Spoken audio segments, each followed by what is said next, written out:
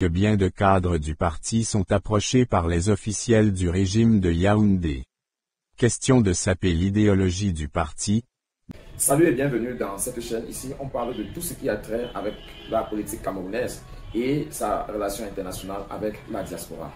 Si c'est ta première fois, bien vouloir cliquer la cloche de notification, cela te donnera le droit de recevoir nos contenus en primeur et également te donnera la possibilité de partager des informations fraîches qui viennent du Cameroun, ce qui est généralement connu comme le continent. Je m'appelle Meilleur Siré, très chaud de t'accompagner pendant le temps que tu vas passer sur cette chaîne. Sans plus tarder, passons au vif du sujet. Exclusion définitive de Michel Ndoki du MERC. Au-delà des faits, l'analyse. L'on se souvient que le premier cadre du mouvement pour la renaissance du Cameroun, MERC, qui a, très tôt, saisi la balle au bond et a informé l'opinion publique nationale et internationale sur des militants du parti qui quitteront le train de la renaissance par s'instrumentaliser par les officiels du pouvoir de Yaoundé, est le trésorier national du MERC, Alain Fogg Tedom. C'était en 2020, quelques semaines après l'annonce du boycott, par le directoire, du double scrutin législatif et municipal. Bien de personnes étaient stupéfaites d'entendre parler de ces éventuels départs. Il avait annoncé que bien de cadres du parti sont approchés par les officiels du régime de Yaoundé. Question de saper l'idéologie du parti, de créer la dissidence à l'interne et d'abandonner le train de la renaissance.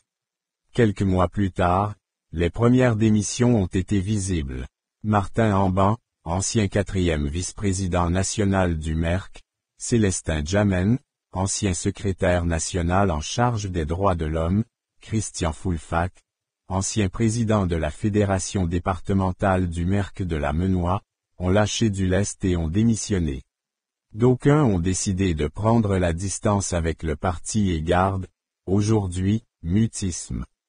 Quelques-uns ont été exclus ces derniers temps et ont rejoint d'autres formations politiques.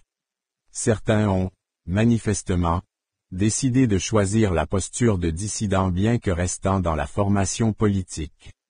C'est le cas de Michel Ndoki qui, depuis le 5 juin 2022, après un séjour de plusieurs mois en Côte d'Ivoire, est revenu au pays et a tôt fait de faire sa réapparition sur les antennes de Canal 2 International à l'émission « La Reine ». C'est ce jour-là que la vice-présidente du mouvement des femmes du MERC a annoncé sa candidature pour la présidence nationale du MERC. Toute chose ayant ébahi plus d'un. Depuis ces 3 dernières années, cette femme politique a observé une distanciation à l'endroit de l'organisation politique à laquelle elle appartient. D'après les informations rendues publiques par le staff dirigeant, M. Ndoki ne participait plus aux réunions du directoire, ne payait plus ses cotisations, bafouait les textes du parti, brocardait le leader de sa formation politique et a même créé, entre-temps, un mouvement dénommé « Les Bâtisseurs ». Peut-être sera-ce son nouveau parti politique comme à part de Célestin Djamène.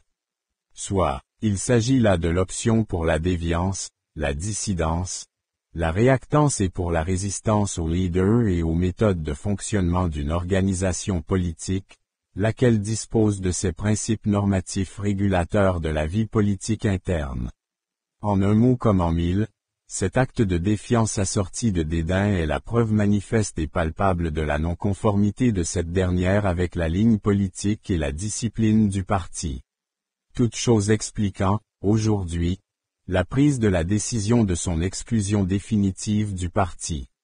Cette décision ne rencontre pas l'assentiment de plus d'un. C'est tout à fait normal. L'unanimisme n'est pas de ce monde.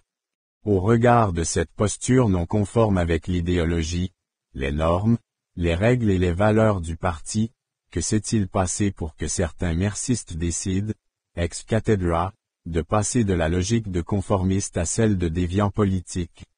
À la lumière du constat fait par Alain Fogg, des officiels du pouvoir de Yaoundé ont diligenté des mécanismes d'action et des pratiques malicieuses pour capter, happer et instrumentaliser certains militants à coups d'espèces sonnantes et trébuchantes. L'enjeu étant de travailler à la fragilisation, à la division et à la déstabilisation du parti. Le MERC étant une force politique ultra-dominante dans le champ politique camerounais, l'objectif des émissaires du pouvoir de Yaoundé est de corrompre certains acteurs politiques afin de créer toute logique de fissure de cette formation politique. C'est ce qu'il est convenu d'appeler le processus d'opécisation du MERC. L'administration, au Cameroun, joue donc un rôle de flagellation des formations politiques camerounaises. Nous l'avons vu, par exemple, en 2018. Le ministre de l'administration territoriale, Mina, toujours en poste, avait, au mépris de la loi, imposé des pseudo-leaders à la tête de certaines formations politiques de l'opposition camerounaise.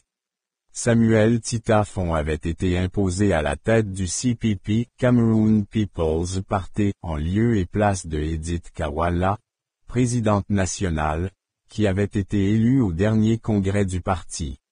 Kawala, qui avait attaqué cette fantoche et lacunaire décision en justice, avait eu gain de cause à 2 reprises.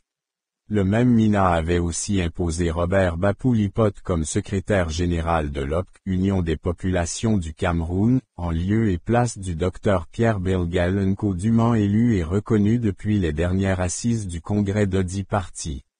Bapou-Lipot avait même été coopté comme éminent membre du G20 avec Jean de Dieu Momo, leader national du PADEC, Patriote démocrate pour le développement du Cameroun. Au terme de l'élection présidentielle du 7 octobre 2018, Momo avait été promu ministre délégué auprès du ministre de la Justice et Bapou-Lipot nommé président du conseil d'administration de la Société de recouvrement des créances, SRC. Le même Mina avait, pire encore, imposé Anicet Ekan à la tête du Manidem en lieu et place de Mbombog Yebga.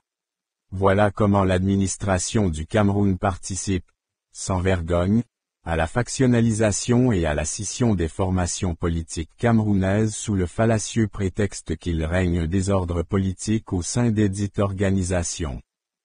C'est sans doute le même scénario que cette administration est en train de créer avant la présidentielle de 2025, en manipulant cette femme politique depuis 3 ans au point de continuer d'affronter le leader national et de semer du tumulte à l'interne bien qu'étant distante. C'est le jeu de la déviante distante, mais résistante jusqu'au bout. Rien n'exclut l'éventualité de l'imposition de cette dernière comme leader d'une merkebis. Question de saper le leadership de Kamto et d'attiser la nuisance permanente à l'endroit du parti. À chaque période électorale, l'administration manœuvre pour flageller et diviser des leaders et des cadres. Histoire d'aller aux échéances électorales en rang dispersé. Toute chose qui entraîne, de facto, l'affaiblissement de ces formations politiques. Après l'ONU, Union nationale pour la démocratie et le progrès, qui a été flagellée depuis l'entame de la moitié des années 90 avec l'éjection de Samuel Eboua, le départ de Amadou Moustapha et Issa Chiroma, qui ont, chacun, créé une entité politique, après l'OPC qui a été factionnalisé dès la signature de la convention d'alliance gouvernementale avec le RANDPC à cette période-là, l'administration a continué cette ignoble besogne dans les années qui suivaient, en agitant les infiltrés politiques. Aujourd'hui, le processus d'opécisation du MERC risque d'avoir droit de cité en 2025 ou avant si l'on y prend garde. Aux leaders, cadres et militants de cette formation politique de rester vigilants, méfiants et prudents. L'administration, qui se sert des moyens coercitifs de l'État, agite le monstre froid, corrompt les âmes faibles et sensibles aux gains faciles et réussit à perpétuer les dissensions internes. Le dessein étant de diviser et d'essorer cette formation politique. Le rapport de force entre l'administration et les forces politiques est, très souvent, défavorable aux organisations. Aux leaders et acteurs de savoir donc comment surmonter les pressions des officiels du pouvoir de Yaoundé et de renverser, par corollaire, cette balance de 10 rapports de force. Faites gaffe, 2025, c'est demain ou avant.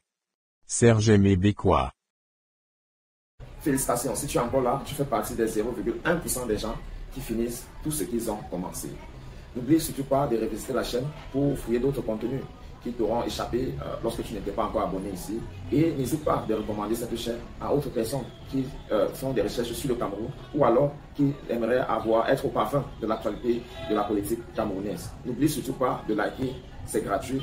Commenter également est gratuit. Et c'est l'une des choses que tu peux certainement faire pour apprécier nos contenus. Retrouvons-nous très prochainement. Reste scotché sur notre chaîne. À très bientôt.